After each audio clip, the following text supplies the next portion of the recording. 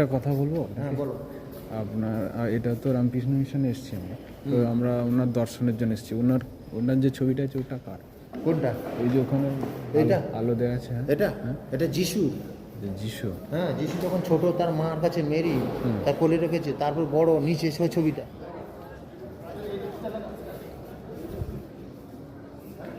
দাদা একটা প্রশ্ন করবো। বলছেন যে যিশু খ্রিস্টের ছবি ওটা, হ্যাঁ, ভিডিও ওখানে দেখলাম, এটা কি সত্যি? আচ্ছা, আমাদের রামকৃষ্ণ ঠাকুর সর্বধর্মের সর্বধর্মকে নিয়ে সাধনা করেছিলেন, সব জায়গায় দেখা পেয়েছিলেন। যিশু এটা মুসলিম ধর্ম নিয়েছিলেন কিন্তু হ্যাঁ। ঠাকুর না, এই যাতে আমাদের এখানে সর্বধর্মের সমন্বয় এখানটায়। আচ্ছা। এই তো 24 তারিখ তো কালকে তো যিশু পুজো। ও ভগবান একটাই, ঠাকুর বলতেন হুম। আপনাকে কেউ দাদা ডাকে, কেউ কাকা ডাকে, কেউ বাবা ডাকে, কিন্তু ব্যক্তি আপনি একাই। সেই কেউ আল্লাহ ডাকে, কেউ ঈশ্বর ডাকে, কেউ গড ডাকে। নামগুলো আলাদা, নামগুলো আলাদা। তো জল কি পানি বলে, কেউ ওয়াটার বলে, কেউ জল বলে। ঠাকুর আমাদের মিশনে এটাই হলো সর্বধর্মের সমন্বয়। কিন্তু আমাদের তো খ্রিস্টান যে মতবাদ, এই দেখুন মতবাদের তো নয়, আমরা ঠাকুরকে মানি, ঠাকুর যে দর্শন করেছেন ঠাকুরের সব, ঠাকুর লীলা করে দেখিয়ে দিয়ে গেছে। আজকে সারা পৃথিবীর 370খানা ব্রাঞ্চ সারা পৃথিবীতে। রামকৃষ্ণ মিশন। হ্যাঁ, আবার কী আছে, তুমি সাহেবরা ঠিক এখন সদমাসি হচ্ছে আমাদের মিশনে। আচ্ছা আর এই লাইনে সবাইকে আসতেই হবে। আচ্ছা যদি বই পড়েন ঠিক মতন দেখেন তাহলে দেখুন সব ঠিকঠাক। আচ্ছা। আর আমাদের মতন আমরা তো একটা ইয়ং ছিলাম, আমরা কেন এটা বিশ্বাস করেছি, বিশ্বাস করে আছি যেখানে কোনো টাকা পয়সা লেনদেন নেই তো, আর যে আমাকে ঠকাতে আসবে কোনো দীক্ষার ব্যাপার নেই, সে দীক্ষা নেবে নেবে, না নেবে না, কেউ জোর তো নেই এখানটা যে আপনি দীক্ষা নিতেই হবে। টাকা দিয়ে দেওয়ার কোনো ব্যাপার নেই। কোনো কোনো ওইসব নেই, আপনার টাকা আছে দেবেন দেবেন, না দিলে না দেবেন, এখানে কোনো জোরাজোরি ব্যাপার নেই। আচ্ছা,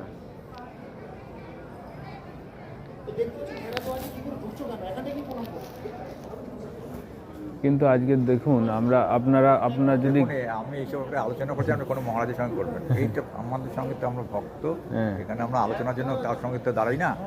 আজকে খ্রিস্টান মিশনারিরা গ্রামের দিকে আমাদের হিন্দুদের প্রচুর পরিমাণে ধর্মান্তর করছে, বুঝেছেন তো। আমাদের মাথার ঘামানোর দরকার নেই, দরকার নেই। ওটা আমাদের হেডেক না। কিন্তু এটা কি হচ্ছে জানেন তো, এটা দেখে আমি এটা আপনার সঙ্গে আলোচনা করবো না। হ্যাঁ ঠিক আছে, কিন্তু আমি জাস্ট একটা বলে দিলাম আপনাকে যে এইটা দেখে ও হিন্দু কিন্তু অনুপ্রাণিত হয়ে যায় যে যিশু আর আমাদের একই সব, বুঝেছেন তো। এইটা দেখে আমাদের সনাতনীরা অনেক অধঃপতনে চলে যাচ্ছে, তারা সমস্যা করছে না, আমাদের এতে সমাজ ধ্বংস হচ্ছে। বলুন একটু, আপনি বিচার করুন একটু। আপনার তর্ক করতে আসছেন, আপনি আর্গুমেন্ট করে, আপনি বারবার তো বলছি আমি। না না না না, এটা জাস্ট অনুরোধ করলাম। সরি, আপনি আগেই মন্দির দর্শন করুন, আপনার সঙ্গে না আমার ঠিক আছে, আপনি যদি না জানতে চান কিছু করার।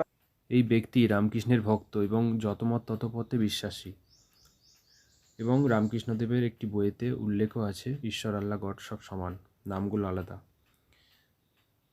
কিন্তু ইসলাম কি বলছে, অতঃপর যখন নিষিদ্ধ মাসগুলি অতিবাহিত হয়ে যাবে তখন তোমরা মুশরিকদের যেখানেই পাও হত্যা করো এবং তাদেরকে পাকড়াও করো, তাদেরকে অবরোধ করো এবং তাদের জন্য প্রতিটি ঘাঁটিতে বসে থাকো, যদি তারা তওবা করে এবং সালাত কায়েম করে আর জাকাত দেয় তাহলে তাদের পথ ছেড়ে দাও, নিশ্চয়ই আল্লাহ বড়ই ক্ষমাশীল পরম দয়ালু।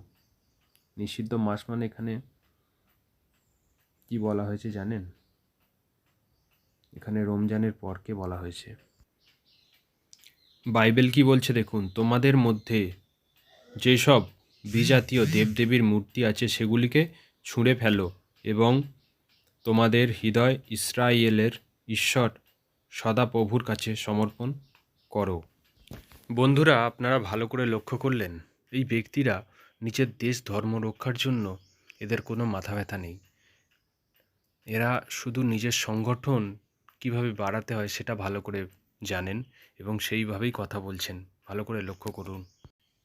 বর্তমানে সেকুলার মানসিকতার মানুষদের আমরা কটূক্তি করি, কিন্তু তাদের অনুপ্রেরণা কিন্তু এই যত মত তত পথ এবং ঈশ্বর আল্লাহ খ্রিস্ট সব সমান, এই ভাবধারা কিন্তু এখান থেকেই আসছে তাদের। তাই আমি আপনাদের অনুরোধ করব, আপনারা এইসব সংগঠনের আওয়াজ তুলুন যাতে এই সব কর্মকাণ্ড এরা বন্ধ করে।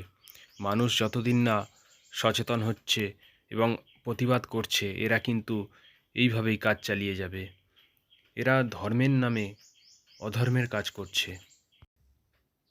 সেই জায়গায় মহর্ষি দয়ানন্দ সরস্বতী, যিনি বেদোদ্ধারক সমাজ সুধারক ছিলেন, তো তিনি সত্যার্থ প্রকাশের 14 বৃহত্তম সমুল্লাসে ইসলাম মত খণ্ডন করেছেন।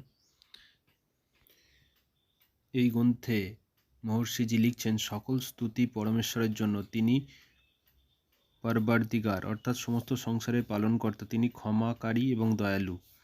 যদি কোরআনের খোদা সকলের পালনকর্তা হইতেন এবং সকলের প্রতি ক্ষমা দয়া প্রদর্শন করতেন, তাহলে তিনি মুসলমানদের হস্তে ভিন্ন মতাবলম্বী পার্ষাদির হত্যার আদেশ দিতেন না। তিনি ক্ষমাকারী বলিয়া তিনি কি পাপীদেরও ক্ষমা করিবেন?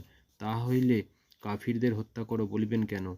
এই নিমিত্ত কোরআন ঈশ্বরকৃত বলিয়া মনে হয় না। মহর্ষি দয়ানন্দ সরস্বতী সমাজকে সম্প্রীতি ঐক্যের বন্ধনে আবদ্ধ করার জন্যই বলেছিলেন, বেদের পথে ফিরে আসো। কারণ বেদের বাণী সার্বজনীন। সেখানে বলা হচ্ছে, মনুর্ভবজনয় দৈবং জনম। প্রকৃত মানুষ হও, অন্যকে মানুষ হিসাবে গড়ে তোলো। আর সমগ্র মানব জাতিকে আমরা যদি এক সূত্রে বাঁধতে চাই, তাহলে কিন্তু সেই ঈশ্বরীয় ধর্মগ্রন্থ বেদের দিকেই ফিরতে হবে। অবশ্যই এই বার্তাগুলো সমাজে ছড়িয়ে দিন। ভিডিওটি লাইক, শেয়ার, কমেন্ট করে।